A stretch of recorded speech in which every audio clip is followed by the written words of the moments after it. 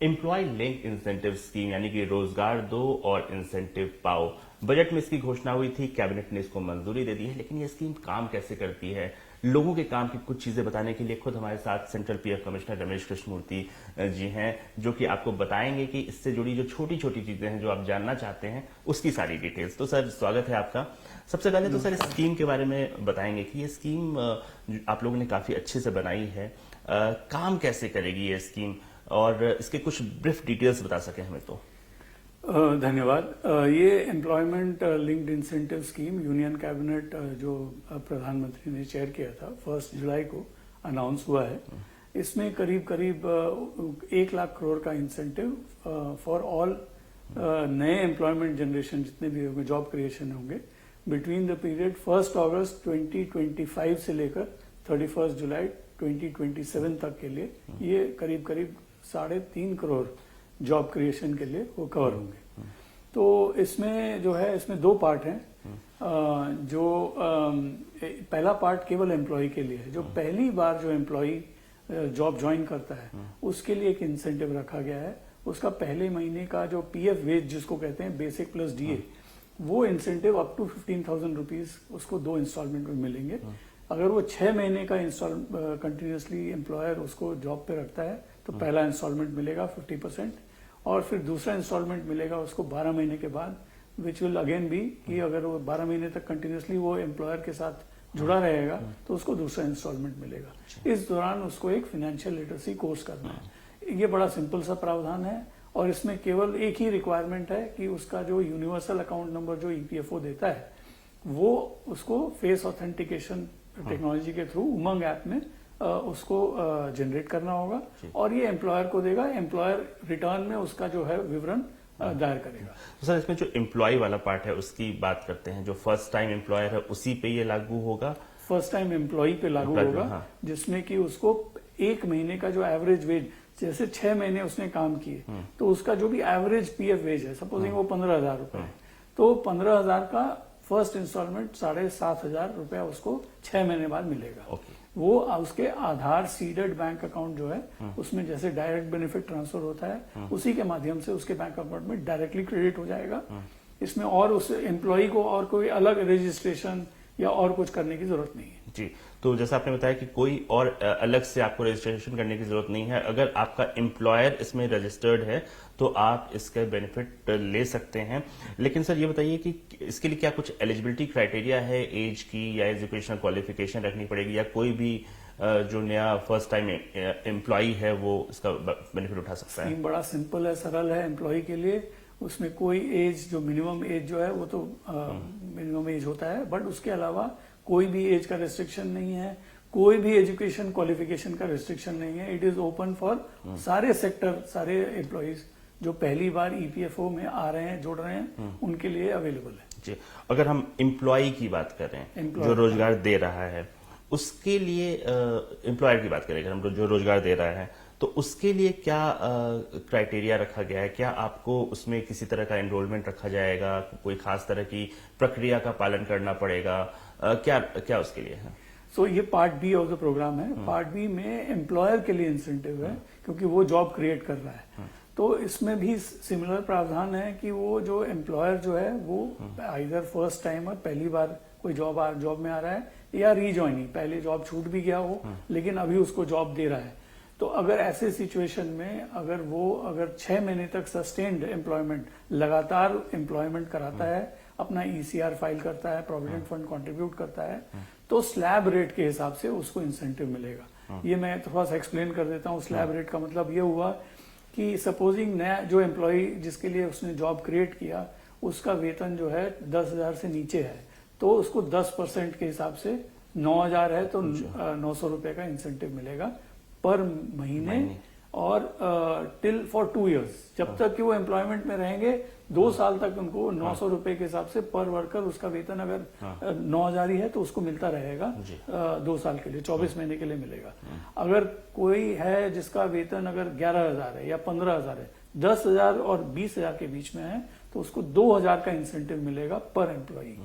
तो इसका ये मतलब हुआ कि उनको 2,000 24,000 रुपए पर साल उसको उस एम्प्लॉय के लिए उसको इंसेंटिव मिलेगा एंड ये जो पैसा मिलेगा हर 6 महीने में मिलेगा और 6 महीने का कंटिन्यूअस एम्प्लॉयमेंट उसको दिखाना है जी। फॉर दैट एम्प्लॉय, और ये एम्प्लॉयर के पैन लिंक्ड बैंक अकाउंट के खाते में उसका डायरेक्टली क्रेडिट हो जाएगा। लेकिन मान लीजिए किसी का वेतन 40,000 है, 50,000 है, वैसे केस में कितना आपने रखा हुआ है लिमिट? तो एक जो ओवरऑल जो एलिजिबिलिटी है वो 1 लाख का है, जिसका ग्रॉस वेजेस मतलब समझ लीजिए सब ग्रॉस वेजेस का मतलब है कि आपको कुछ अलाउंस भी मिलते हैं, सब मिला के अगर 1 लाख तक का है आपका ग्रॉस वेजेस तो you are eligible for the incentive. लेकिन वो इंसेंटिव का कैपिंग जो है वो इस स्लैब रेट के हिसाब से ही होगा, और 20,000 से ऊपर जितने भी लोग कमा रहे हैं तो उनको 3,000 रुपए पर महीने का इंसेंटिव मिलेगा। इंसेंटिव दिया जाएगा। तो सर अगर जो फर्स्ट टाइम जो जॉब सीख कर रहा है उसको कैसे पता चलेगा कि मैं जहां जॉब के लिए जा रहा हूं, जहां मैंने एप्लीकेशन दिया है वहां मैं एलिजिबल हूंगा इस स्कीम के लिए, इससे मुझे इंसेंटिव मिल सकेगा? तो एम्प्लॉई को तो 100% जो पहली बार जो ईपीएफओ के फोल्ड में आया है, पहली बार अपना यूएएन जनरेट कर रहा है, उसको तो निश्चित है मिलेगा। बस एक ही रिक्वायरमेंट जो मैंने बताया आपको कि वो जो एम्प्लॉयर है वो उसका पीएफ काट रहा हो और पीएफ जमा कर रहा हो, यही उसका एक रिक्वायरमेंट है। एम्प्लॉयर के केस में जो एडिशनल जो है वो ये है कि क्योंकि ये एडिशनल एम्प्लॉयमेंट जनरेशन है तो उसमें एक थ्रेशोल्ड रखा गया है कि अगर 50 से कम एम्प्लॉयज हैं उनके तो 2 अगर एडिशनल एम्प्लॉय अगर नया जॉब क्रिएट करता है, 2 एडिशनल जॉब क्रिएट करता है तो उसको इंसेंटिव के लिए एलिजिबल रहेगा। अगर 50 से ज्यादा एम्प्लॉयज हैं उनके जो एस्टेब्लिशमेंट में तो उनको 5 से ज्यादा एम्प्लॉयमेंट जनरेट करना होगा। जी सर, ड्यूरेशन की बात बताएं। जैसे आप शुरू करने जा रहे हैं अगस्त से, इस साल के अगस्त तक ये स्कीम शुरू करने जा रहे हैं और 2 साल के लिए ये स्कीम चलेगी। लेकिन मान लीजिए कोई दूसरे साल के आखिरी महीनों में अगर जो लोग रोजगार पा रहे हैं स्कीम के तहत आ रहे हैं, क्या उनको बेनिफिट मिलता रहेगा पूरे दौरान? हाँ, तो ये जो स्कीम है इसका ड्यूरेशन जो है 31 जुलाई 2027 तक का है। इसका ये मतलब हुआ कि उसके पहले जो भी पहली बार एम्प्लॉयमेंट में आया उसको 2 इंस्टॉलमेंट मिलेंगे, लेकिन वही 6 महीने और 12 महीने बाद। सिमिलरली एम्प्लॉयर को 2 साल तक मिलेगा और वो भी जैसे कोई अगर 1 जुलाई से एम्प्लॉयर ने शुरू किया उसका तो फिर देन वो 2027 से लेकर 2029 तक उसको इंसेंटिव मिलता रहेगा। इसमें एक और इसमें एडिशनल इंसेंटिव है फॉर मैन्युफैक्चरिंग सेक्टर। ये वैसे तो सारे सेक्टर्स के लिए एप्लीकेबल है, लेकिन मैन्युफैक्चरिंग सेक्टर में उसको 4 साल तक ये इंसेंटिव मिलेगा। ये बहुत अच्छा क्लैरिफिकेशन आपने दिया कि कोई जरूरी नहीं है कि मतलब जब तक स्कीम चल रही है तभी तक उसका फायदा है। जो उस स्कीम उस पीरियड के अंदर जो भी एनरोल होगा उसको इसका फायदा आप दे रहे हैं। सर कुल मिला के कितना आपका असेसमेंट है, कितना रोजगार फॉर्मल सेक्टर में आप क्रिएट कर सकेंगे, और क्या एक लक्ष्य इसका ये भी है कि बहुत सारे जो इनफॉर्मल जॉब्स हैं वो धीरे धीरे फॉर्मल सेक्टर में आए? डेफिनेटली ये हमारा जो यूनियन कैबिनेट ने जब सैंक्शन किया था, एस्टीमेट हमारा ये है कि 3.5 करोड़ न्यू जॉब्स क्रिएट होंगे।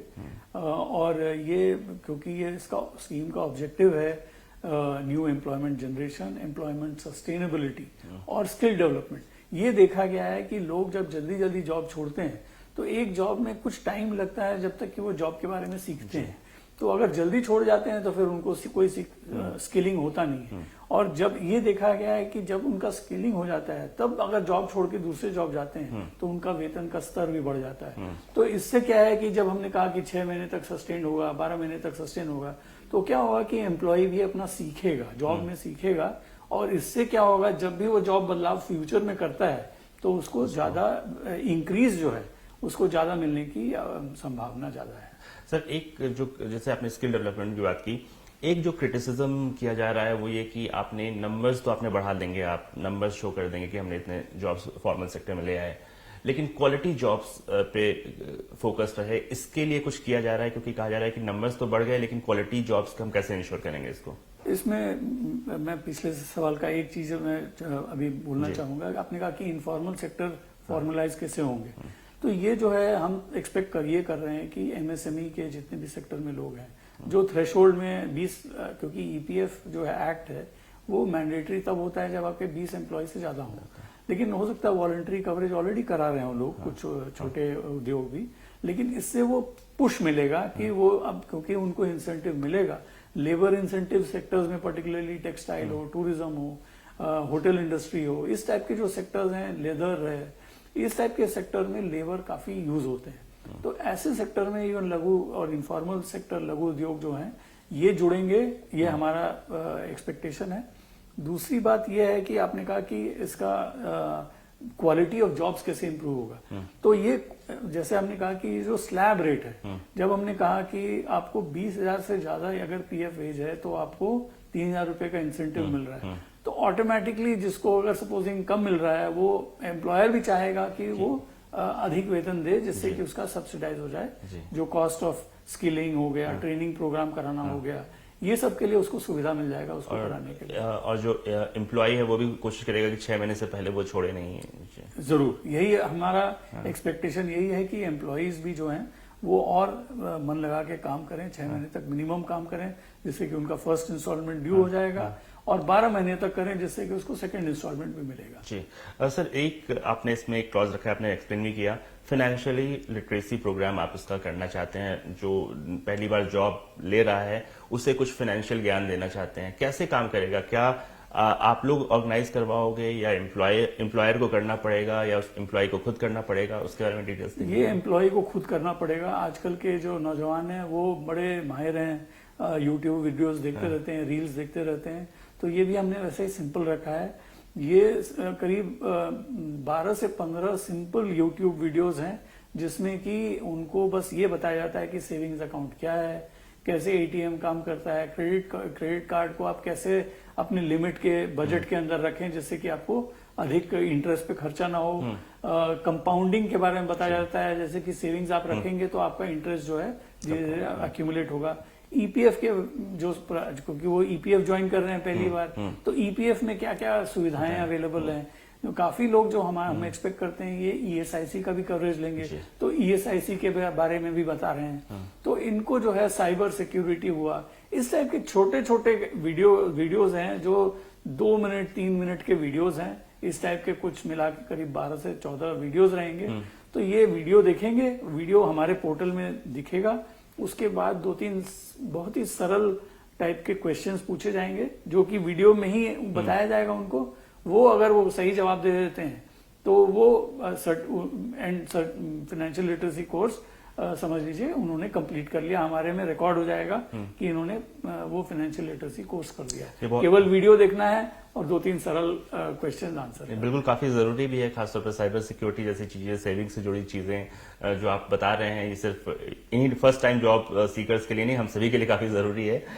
एक जो आपने सेविंग हैबिट को बढ़ाने की भी एक क्लॉज रखा है कि आपको एक सर्टेन टाइम तक आधा ही मिलेगा, उसके बारे में थोड़ा एक्सप्लेन करेंगे।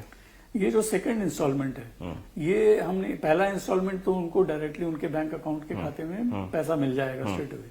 जो सेकंड वाला जो इंस्टॉलमेंट है वो गवर्नमेंट ने ये डिसाइड किया है कि वो एक काइंड ऑफ सेविंग स्कीम, मतलब जैसे डिपॉजिट में डाल दिया जाएगा और तुरंत उनको नहीं मिलेगा, हो सकता है 1-1.5 साल 2 साल बाद उनको मिले, जैसे कि वो समझ भी पाए कि उसमें उसको इंटरेस्ट उसमें कितना मिला। और ये इंटरेस्ट कंपाउंडिंग है, हर साल का इंटरेस्ट जो है उसके बाद वो उनके खाते में जुड़ेगा, उस पर भी उनको इंटरेस्ट पे भी इंटरेस्ट मिलेगा। तो इससे एक थोड़ा सा सेविंग्स को भी पुश करेंगे, उनको समझ में भी आएगा।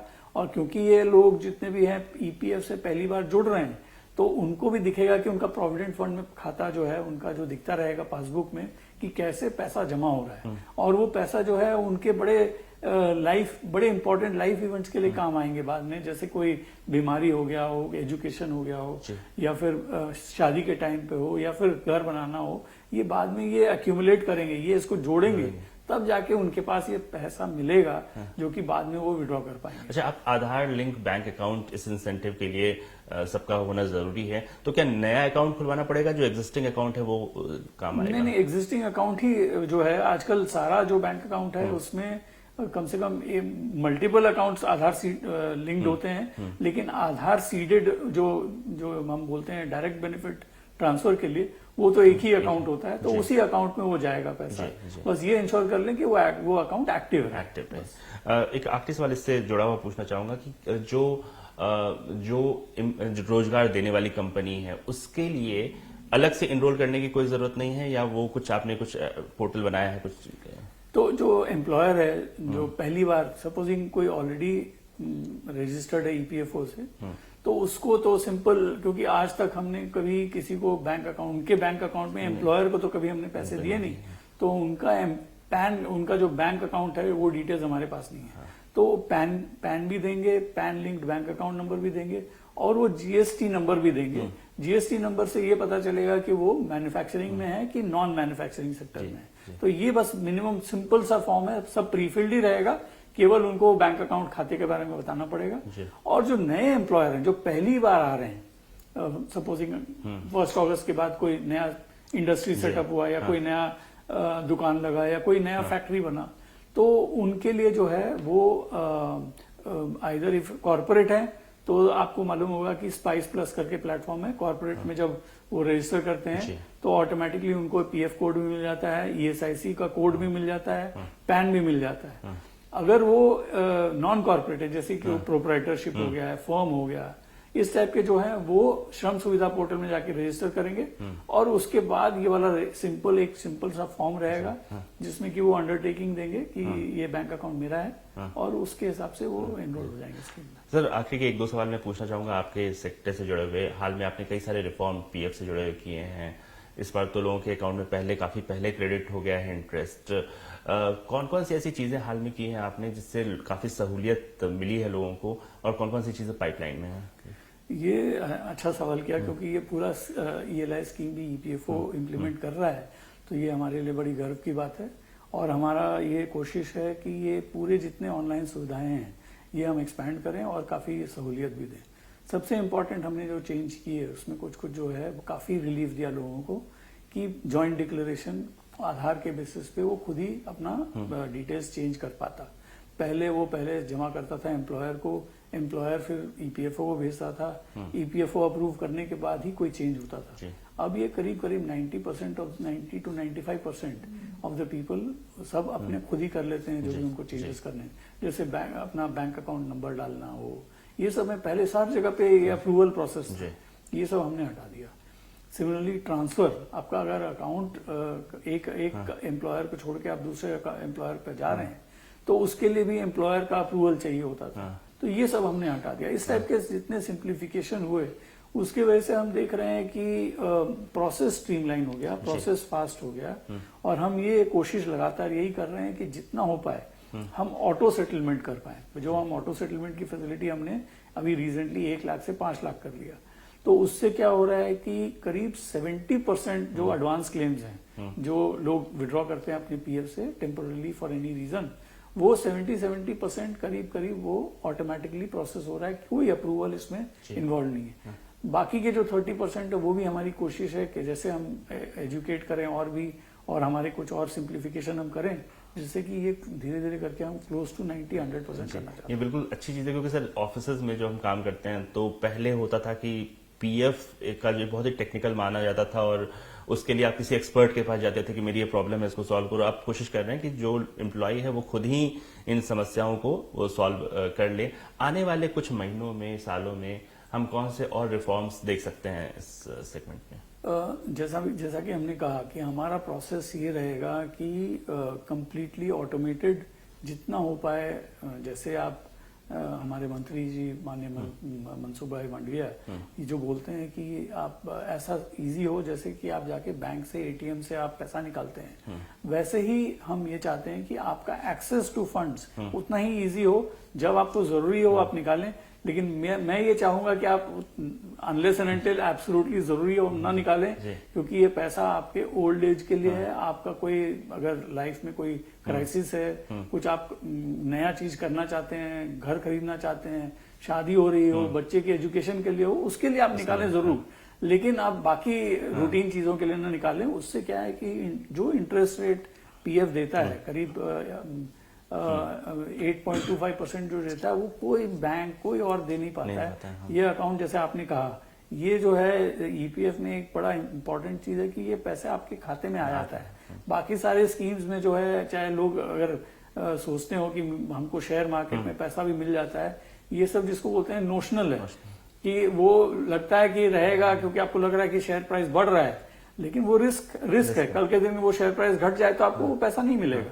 लेकिन ईपीएफ में क्या है, वो आप जो पैसा रख रहे हैं that you are earning interest, और वो इंटरेस्ट आपके खाते में मिल रहा है। इस साल हमने सारे करीब मंत्री जी अभी अनाउंस किए थे कि करीब 96.5 परसेंट क्रेडिट हो गया है, आज के दिन पे क्लोज टू 99% हो गया। इस वीक में हम उसको क्रेडिट पूरा खत्म करना चाहते हैं। ये पहली बार हुआ कि आपका क्रेडिट जो है जून महीने में ही आपको पैसा मिल गया।